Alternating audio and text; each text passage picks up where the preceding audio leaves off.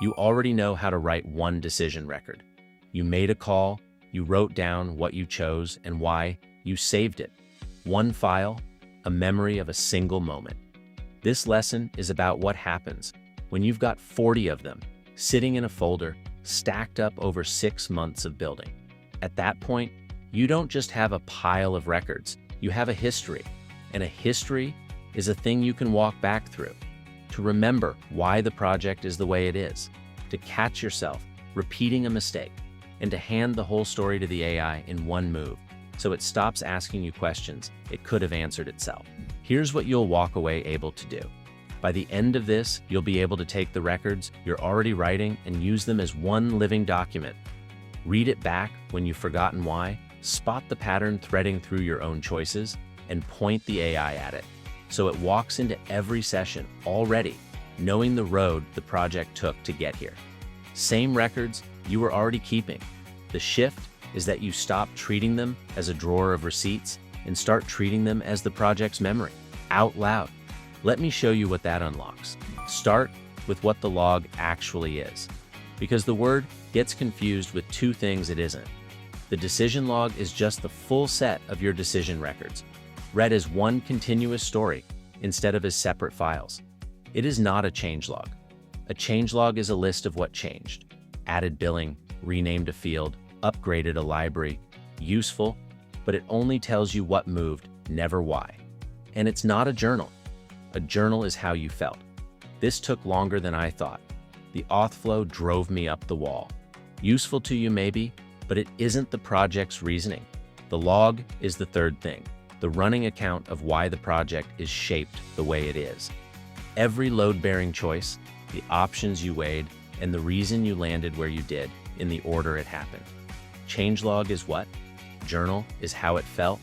The log is why. And why is the one that's expensive to lose.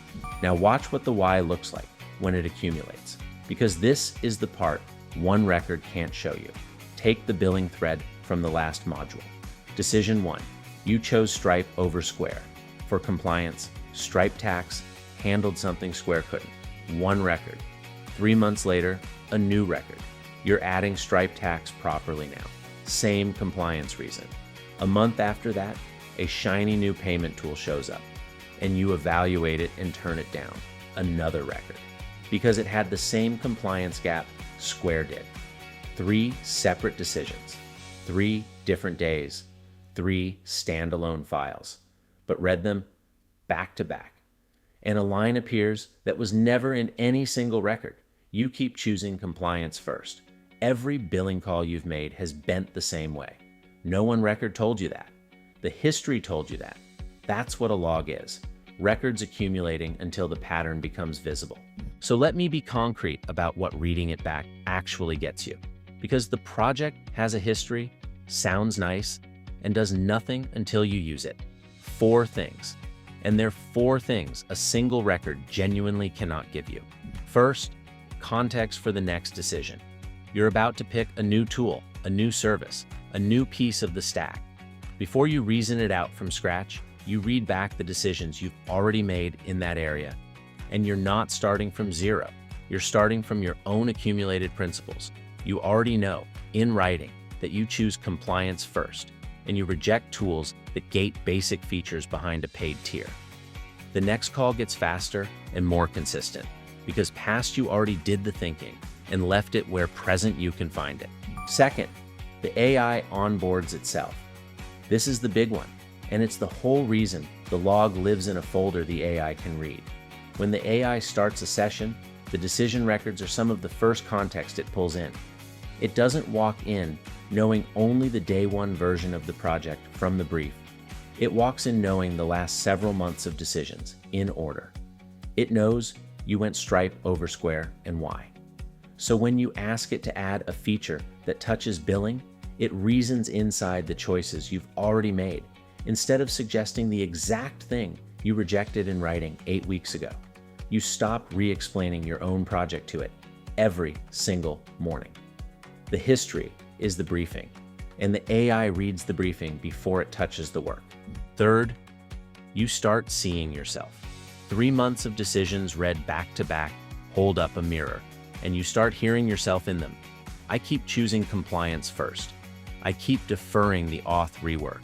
I keep rejecting tools that lock basic features behind an upgrade. Those aren't trivia.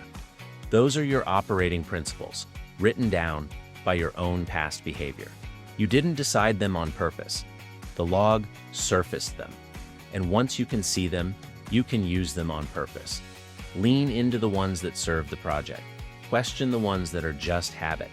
The log turns the way you make decisions from something invisible into something you can look at. Fourth, the AI can catch you contradicting yourself. Because the reasoning lives where the AI can read it, the AI can hold your past decisions against a new one and flag the collision. You rejected a tool 6 months ago for a compliance gap. Now you're reaching for a different tool with the same gap. And the AI can say, hold on, you turned down something for this exact reason in the spring. Are you sure? It can only do that because the why was written down. Wipe the reasons, and the AI just nods along to whatever you propose today with no memory of what you already ruled out.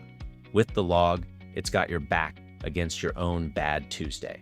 Add those up, and you can see the line this whole module is built on. Writing a decision down is documentation, the capture, reading those decisions back, mining them, letting the AI work from them. That's the feedback loop, the part that makes the method get better instead of just bigger. And there's a distinction inside that worth holding on to, because it's easy to blur. The log is the history, what happened and why, frozen, never rewritten. But the history isn't where the project lives day to day. The project lives in the brief, the rules, the context files, the documents the AI reads to do the work right now. The log is the history. Those upstream files are the living memory. The reason you keep the history is to keep the memory honest. You read the log back, and when it shows you a pattern, you push that pattern up into a rule, update the brief, or sharpen the context. The log proves the road you took. Acting on what it shows you is the work. Now, the one thing that makes this hold up over real time. A history is only useful if you can find your way around it. And a folder of 40 files named whatever you felt like that day is not a history. It's a junk drawer with good intentions. So the records stay in order. In the build kit, every decision record is numbered in sequence. The first is 0, 001, the next 0002, then 0003, each with a short name after the number, so you can tell them apart at a glance. 0001 billing, 0002 database, 0003 auth. The number is the spine. Sorted that way, the folder reads top to bottom as the actual timeline of the project, first decision to most recent, and the AI scans it in the same order, no guessing. You don't need anything fancier to start. A clean, numbered sequence is what turns a pile of files into a story you and the AI can read straight through.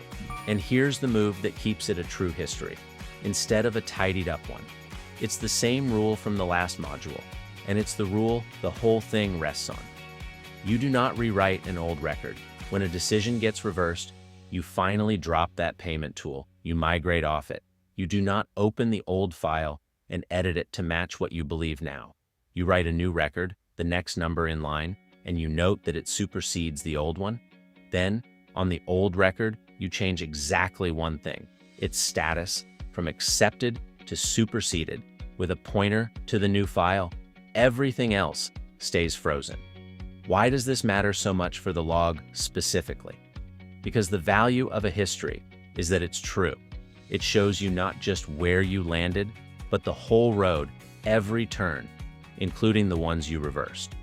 Edit the old records to match today, and you don't have a history anymore. You have a clean story about a project that, as far as the files know, never made a wrong move and never changed its mind.